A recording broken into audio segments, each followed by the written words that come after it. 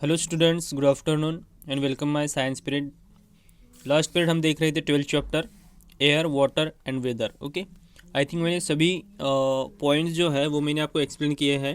Last 2 points अभी हमारे यहाँ पे बाकी है। ओके, वेदर एंड सीजन हो गया, मूवमेंट ऑफ विंड हो गया, सी एंड लैंड ब्रिजेस भी बताया, और स्टेट ऑफ वाटर में एक लास्ट पॉइंट है उसका जो है underground water. Okay, underground water हम यहाँ पे देखने वाले हैं, और ये सभी मैंने आपको पिछले पीरियड में एक्सप्लेन किया है। ओके, अंडरग्राउंड वाटर आज हम देखने वाले हैं। ओके, यानी पानी के नीचे जो वाटर होता है वो किस तरीके से होता है। So let's start.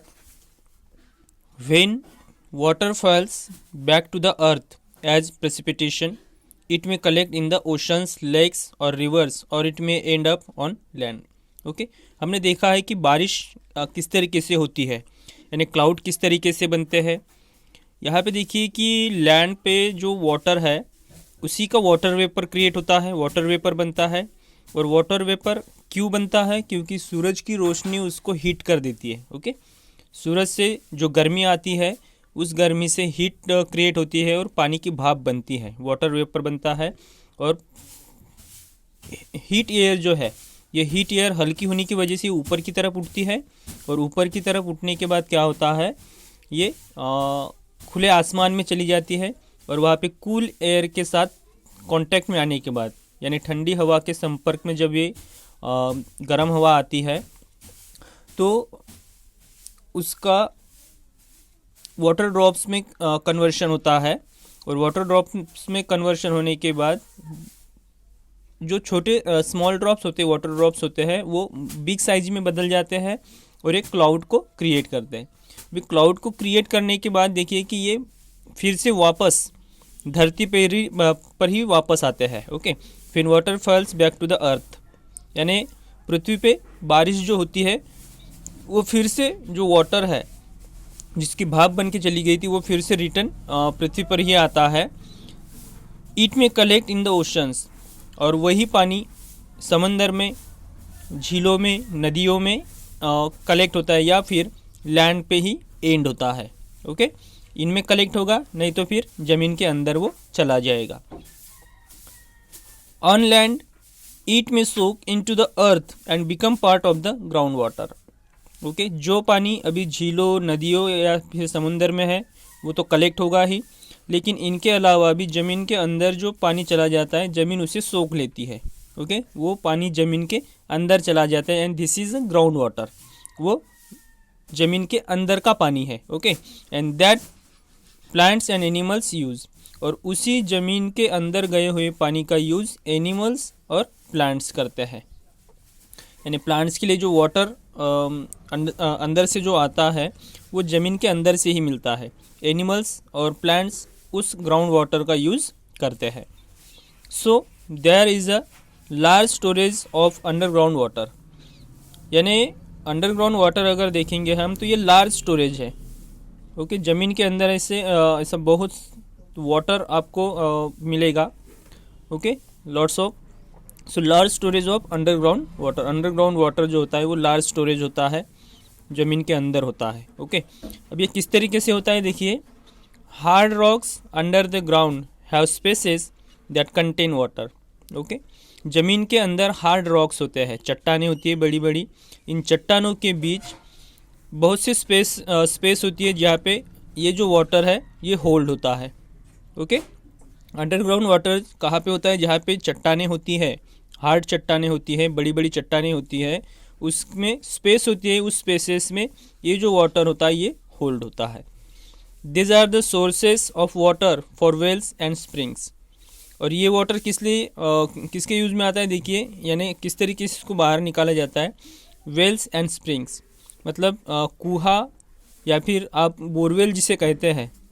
ओके, कुहा या फिर बोरवेल जो होता है इसके लिए ये यूज़ होता है। So this are the sources of water for wells and springs, मतलब कुहा जब हम बनाएंगे, बोरवेल जब हम बनाएंगे, स्प्रिंग्स बनाएंगे, तब उसका सोर्सेस क्या होगा? ये वाटर, वहाँ पे आपको पानी के झरने मिलेंगे। ओके, मतलब यहाँ पे इस तरीके से कुएं में और बोरवेल में पानी आ जाएगा। Wells are drilled and water is pump. Okay, wells को जब हम ड्रिल करेंगे वाटर को पंप करेंगे। Okay, water is pump out. Okay, मतलब जब हम इसको ड्रिल करके निकालते हैं, मतलब चट्टानें तोड़ते हैं, तो चट्टानों से पानी बाहर आएगा। ओके, क्योंकि चट्टानें उस पानी को रोक रही है, तो हम उसको जब ड्रिल करेंगे तो ड्रिल करने के बाद आपको पानी का झरना वहाँ से मिल जाएगा। And water is pump out, so pumping out too much water brings down the level of water and causes the wells to dry. Okay, मतलब क्या होगा कि जितना हम पंप करेंगे, बोरवेल को जितना पंप करेंगे, अभी यहाँ पे देखिए ये एक वाटर टेबल है, बोरवेल को जितना पंप करेंगे, जब पानी यहाँ पे था इसको हमने क्या किया, पंप किया। पंप करने के बाद पानी बाहर आ जाएगा। ओके, पानी बाहर आने के बाद क्या होगा, धीरे धीरे धीरे इसकी लेवल जो है वो सूख जाएगी। ओके, यहाँ पे पानी ख़त्म हो गया है और यहाँ तक आ गया है। Okay, places that are dry have less underground water, मतलब इसकी जो लेवल है वो लेवल कम होती जाए, जितना पानी हम वहाँ का यूज़ करेंगे उतनी लेवल उसकी कम होती जाएगी। Okay, places that are dry, वो कुछ दिनों के बाद वो ड्राई होगा, पानी आना बंद कर देगा। Okay, places that are dry have less underground water, मतलब अंडरग्राउंड जो वाटर है उसकी जो लेवल है वो लेवल कम हो जाएगी। Okay, the level of underground water in an area is called the water table, इसी को वाटर टेबल कहते हैं। ओके, पहले क्या हुआ, पहले पानी यहाँ पे था, देख सकते हैं आप, पानी यहाँ पे था। जब ये पंपिंग करके पानी को बाहर निकालेंगे, ओके, जितना यूज़ करेंगे उतना इसकी जो वाटर लेवल है वो वाटर लेवल यहाँ पे कम हो जाएगी। ओके, आप देख सकते हो यहाँ पे आ गया, अभी पहले यहाँ पे था, अभी यहाँ पे आ गया। ओके, इसी को वाटर टेबल कहते हैं। So water is a limited resource, अभी यहाँ पे देखिए वाटर जो है ये बहुत ही सीमित संसाधन है। ओके, यानी पूरी पृथ्वी पे अगर देखते हैं तो पानी बहुत ही कम है, यानी पीने लायक जो पानी है वो बहुत ही कम है। इसलिए बताया गया है कि water is a limited resource, मतलब पानी जो है ये पानी एक सीमित संसाधन है। Okay, so we must conserve it, हमें इसका संरक्षण करना चाहिए, हमें इसको बचाना चाहिए, पानी को वेस्ट नहीं करना चाहिए। ओके, जितना पानी लगता है उतना ही पानी हमें लेना है, इसको आपको वेस्ट नहीं करना है। ओके, क्योंकि पानी क्या है, पानी एक लिमिटेड रिसोर्स है, एक सीमित संसाधन है, जो पीने लायक पानी है वो बहुत ही कम है, तो इसका यूज़ ही हमें उस तरीके से करना है। ओके, और इसको हमें बचाना है, इसको संरक्षण देना है। तो यहाँ पे अंडरग्राउंड वाटर मैंने बताया। ओके, उसके बाद देखेंगे हम इम्प्यूरिटीज़ इन वाटर, यानी पानी में जो अशुद्धता होती है। ओके, पानी की अशुद्धियाँ हम यहाँ पे देखने वाले हैं। So water becomes impure in many veg, यानी वाटर जो है, वाटर किस तरीके से इम्प्योर होता है। ओके, उसके डिफरेंट वेज हम यहाँ पे देखने वाले हैं, impure in many ways. So let us study about it. अभी चलो इसके बारे में हम पढ़ लेते हैं। Different materials are carried by water, water क्या करता है, डिफरेंट मटेरियल्स को कैरी करता है। कैसे करता है, देखिए, as water flows down the hills, अभी देखो कि पहाड़ियों से वाटर फ्लोज हो रहा है। ओके, पानी बह रहा है, पहाड़ियों से पानी बह रहा है, नीचे की तरफ बह रहा है। So it carries with it mud and sand particles, तो वो पहाड़ियों से गिरने वाला पानी क्या करता है, अपने साथ मड और सैंड के पार्टिकल्स यानी रेत के कण साथ में लाता है।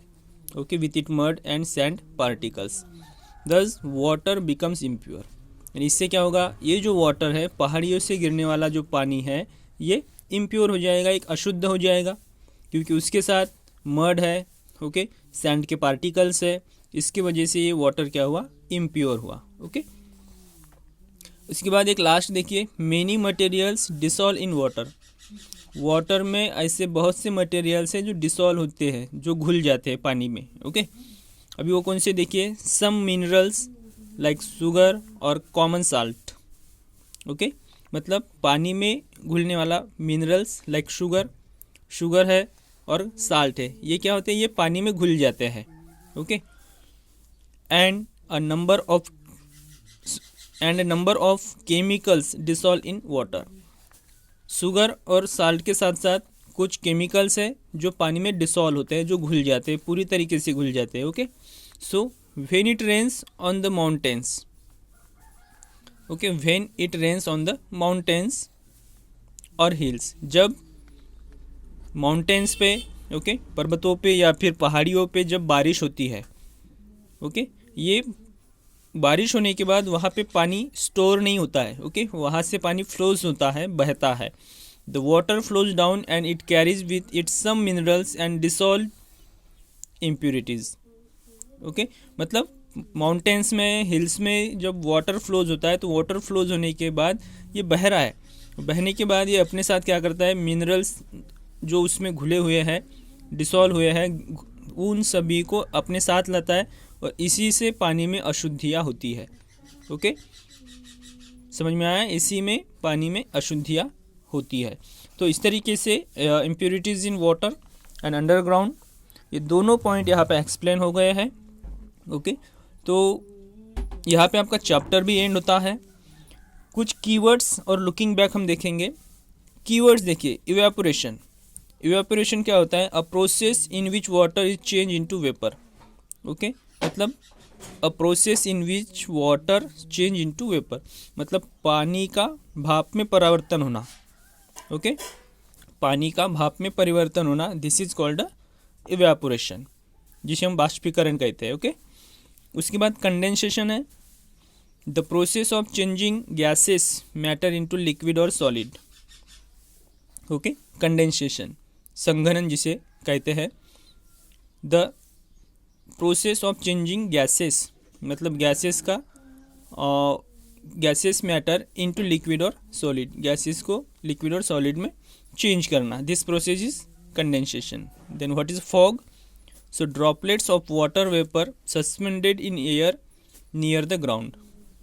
Okay, this is a fog, यानी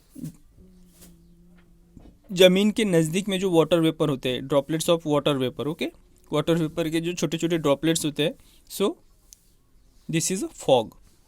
वाटर टेबल, जो अभी मैंने आपको बताया, underground water level below which the ground is completely saturated with water.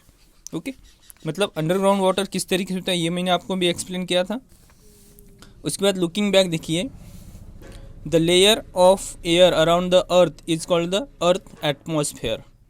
Okay, earth atmosphere. अगर क्वेश्चन आता है कि व्हाट इज अर्थ एटमॉस्फेयर, तो आपको ये the layer of air around the earth is called the earth atmosphere, मतलब हमारे अर्थ के आसपास की जो लेयर है, ओके, मतलब हवा की जो एक परत है, this is called atmosphere. Okay, the uneven heating effect of the sun's rays causes movement of air and on the earth.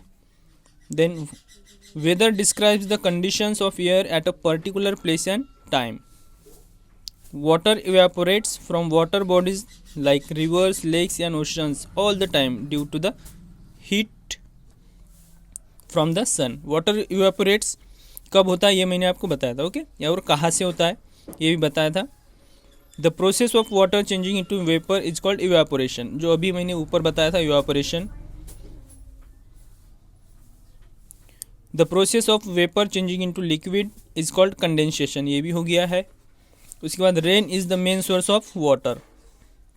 Okay, मतलब वाटर का मेन सोर्स क्या है, तो रेन, बारिश.